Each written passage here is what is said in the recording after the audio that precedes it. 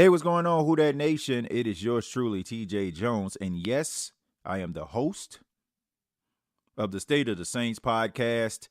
Thank you so much for checking out the State of the Saints podcast, where we talk New Orleans Saints. And before I get started, I want to wish you and yours a happy Thanksgiving. You know, Thanksgiving is a time where friends and families come together, eat a whole bunch of food. But they enjoy each other's company. And I want to wish you and yours a happy Thanksgiving. And those that are traveling, if you're listening to this right now, be careful out there. But let's go ahead and talk a little bit about the New Orleans Saints, and let's focus on Derek Carr. Derek Carr, the starting quarterback of the New Orleans Saints, has been in concussion protocol since he took a very vicious hit from Danielle Hunter and crew from the Minnesota Vikings in week number 10. We all seen his head snap back, head hit the turf pretty hard there, and he's been in concussion protocol ever since. And his status for this weekend's game versus the Atlanta Falcons has been up in the air. People are concerned if Derek Carr is going to be playing in this game. Well, you might have a little bit of that answer for your question in regards to Derek Carr playing. The New Orleans Saints on Wednesday had practice, and Derek Carr was a full participant. Even though he is in concussion protocol, he still took the first team snaps. So that indicates to me that more than likely Derek Carr is going to be playing in the game versus the Atlanta Falcons. Look, I got a lot of respect for Derek Carr when it comes to his toughness. You know, I mean, we all thought that he was going to miss some time with that shoulder injury. He hasn't missed any time. He's been available every single game and has really went out there and given it his all. Regardless to how you may feel about Derek Carr, you don't want to see anybody get hurt. You don't want to see anybody get seriously injured, because this is these guys' livelihoods. They want to be able to take care of their families and set their families up with generational wealth, and that's important. But I don't understand this whole thing when it comes to the Saints trying to push the envelope here when it comes to Derek Carr. I mean, look, I get that you invested $150 million in this guy, $100 million guaranteed. But the New Orleans Saints be moving like Derek Carr is just Tom Brady, Drew Brees or something. Like they just have to have this guy out there or the Saints are hopeless. And that's just not the case. Regardless if you like Jameis Winston or if you're a fan of Taysom Hill or Jake Hayner, this is still a really good football team. And honestly, I can make an argument that Derek Carr is holding a team back offensively. I mean, we've seen Derek Carr miss wide open receivers. We've seen Derek Carr hold on to the ball too long. We've seen Derek Carr just go out there, just make all type of weird mistakes. And honestly, I've been saying this for quite some time. I really feel like Derek Carr cares more about his stats than trying to get the ball down the field to a receiver that is probably, open, but he's afraid that he has to fit into a tight window and a player on the other team might make a play. I've been saying all these things, but I don't understand it. I don't understand it.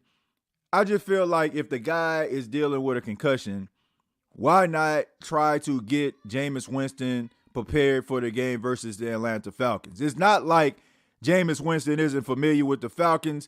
As a matter of fact, I know we make fun of Jameis Winston and talk about him throwing all those interceptions and his time in Tampa, but his time in Tampa, I mean, he has a winning record over the Atlanta Falcons. Some of his best numbers that he has put up in his career has been against the Atlanta Falcons. So I don't understand why the Saints have to push Derek Carr if he's not ready. If the guy is in concussion protocol, then allow him to be able to heal up. And don't try to force him to go out there and play, and it will ruin your chances to even win the NFC South. And we know that the Saints need to win this division in order for them to make the playoffs. I mean, if you start looking around and looking at some of the losses that the New Orleans Saints have had throughout this season, they've been against NFC opponents, and that's not a good thing, because when you start to lose to NFC opponents, you really have to force yourself to play good football to win your division, because if you don't, then you're not going to be a wild card team because you're losing to those NFC teams. They have the tiebreakers over you. So if they're jockeying for position or they don't win their division, they still can make it to the playoffs. For example, the Saints losing to the Green Bay Packers. Green Bay just beat the Chargers last week. Let's just say Green Bay goes on a run. They may not win a division. That will belong to the Lions. But because they beat the Saints, that means that they can get that wild card spot. Same thing with the Minnesota Vikings. So the New Orleans Saints have to win. And they cannot sit around here and just act as if they got this thing in a bag because this division is terrible. So I have no issue. If Derek Carr can play, let him play. But do not force the issue. And once again, that is my biggest issue with this coaching staff. I get it, right? Jameis Winston is a little bit reckless with the football. But you can't make an argument to say that the way that the Saints were calling the plays down the stretch, they were not helping Jameis Winston's cause. Like, that is on the coaches. You got to know the type of quarterback that you have, and you got to be able to reel him in. You got to be able to calm him down. You should have calmed him down when there was a chance where he threw an interception, but it was called back due to a penalty. That was your opportunity to calm him down and tell him to take what the defense give him. We have plenty of time. But instead, Pete Carmichael was calling plays like it was 2 minutes left in the game and you needed a touchdown. But you had like 8 or 7 minutes left in the game and you were down by 8 points. You have your entire offensive playbook at your disposal at that time.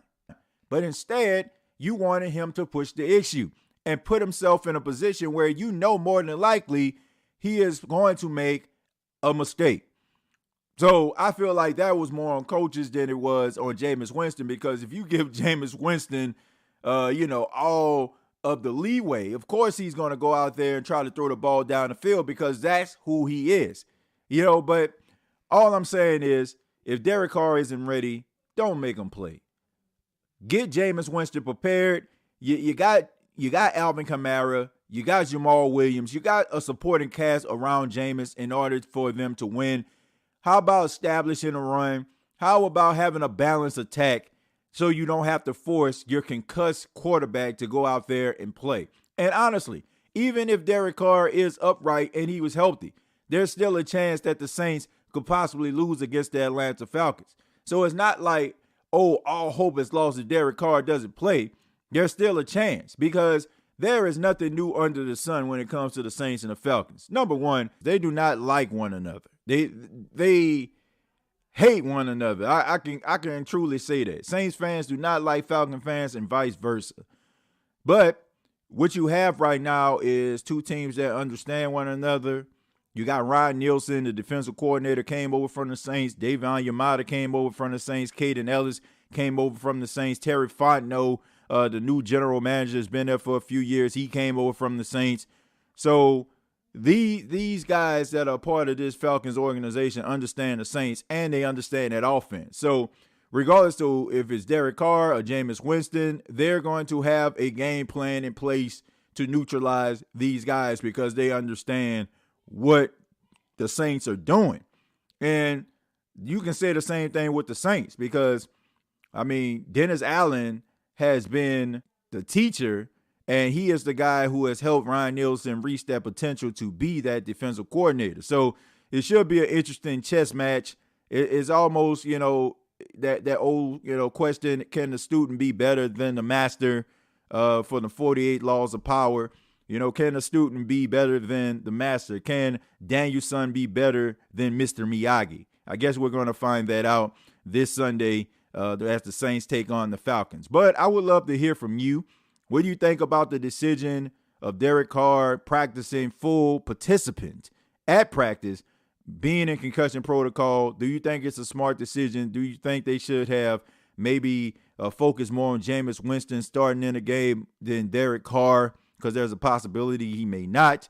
Comment down below, like, and share this video. This has been the State of the Saints podcast. Previous episodes available on Apple Podcasts, Spotify, iHeartRadio, and Anchor FM. Also, you can follow me on X, formerly known as Twitter, at TJAY Jones 8. And if you're not doing anything, you can interact with me. I will be watching the games, the Green Bay Packers against the Detroit Lions and the Dallas Cowboys versus the Washington Commanders. So if you're not doing anything, make sure that you go to X and interact. Let's talk a little bit about those games. And I want to say to you and yours once again, a happy Thanksgiving. Hope you enjoy your family. Hope you enjoy your friends. And for those that may be cutting out after Thanksgiving dinner, be careful on that road. Till next time, all I got to say is,